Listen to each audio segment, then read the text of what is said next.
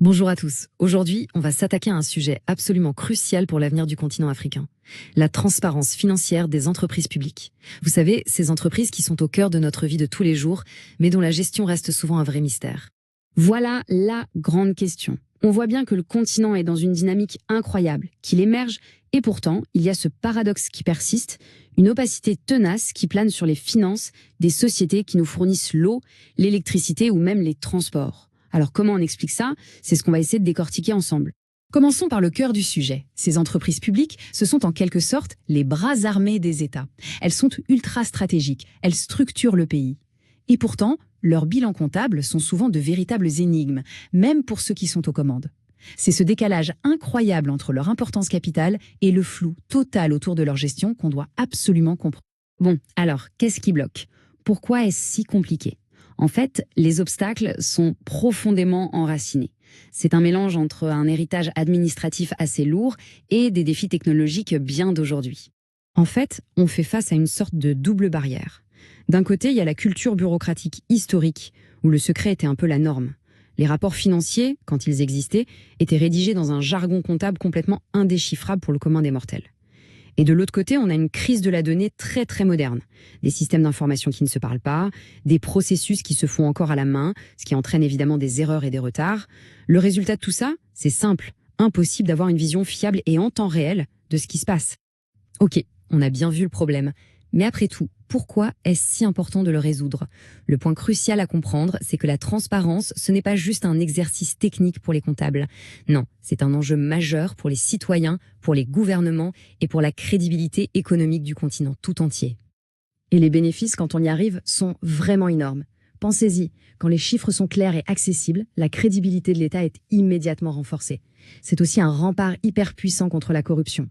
Ça rassure les investisseurs internationaux, ça améliore les notes des agences de notation et au final, ça peut même faire baisser le coût de la dette publique. C'est un vrai cercle vertueux qui se met en place pour toute l'économie. Heureusement, face à ces défis immenses, des solutions commencent à émerger. Et ce qui est vraiment intéressant, c'est qu'elles sont africaines. C'est là qu'une innovation technologique, pensée sur le continent et pour le continent, entre en jeu pour répondre à ces vieux problèmes de gouvernance. Cette solution, c'est SmartOrg. Et sa mission, c'est d'aller bien au-delà des simples chiffres bruts. L'idée de l'outil, c'est de transformer toutes ces données complexes en une histoire, en un récit de la performance économique et sociale que tout le monde peut comprendre. On ne se contente plus de voir un déficit, on cherche à comprendre ses causes, ses impacts et surtout les solutions possibles. Alors, concrètement, comment ça marche? Eh bien, premièrement, la solution numérise l'ensemble de la chaîne financière. Ça garantit l'intégrité de la donnée dès le départ. Deuxièmement, elle intègre les normes comptables régionales, comme celle de l'OHEDA, pour être sûr que tout le monde parle le même langage.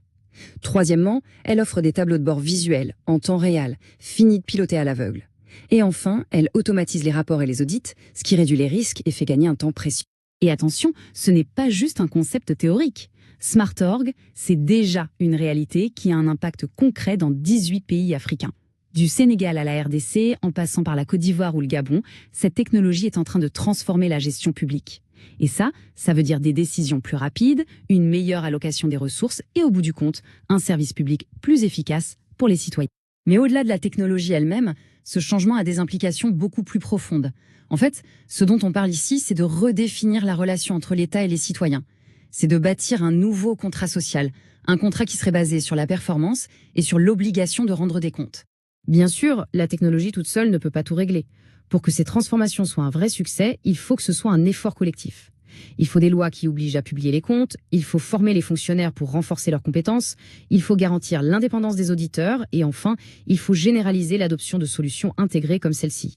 Cette citation, elle résume absolument tout l'enjeu. Rendre les bilans financiers clairs, compréhensibles et accessibles à tous, ce n'est pas juste une question de chiffres ou de techniques comptables. C'est un acte politique fondamental. C'est un levier de développement durable et c'est une affirmation de l'ambition de l'Afrique du XXIe siècle. On va terminer avec cette question, qui reste ouverte. L'émergence de champions technologiques africains, comme Webgram, qui développent des outils sur mesure pour les défis spécifiques du continent, est-ce que ce n'est pas le signe d'une nouvelle ère? Une ère où l'innovation locale deviendrait le moteur principal de la bonne gouvernance. C'est une perspective vraiment fascinante à laquelle réfléchir.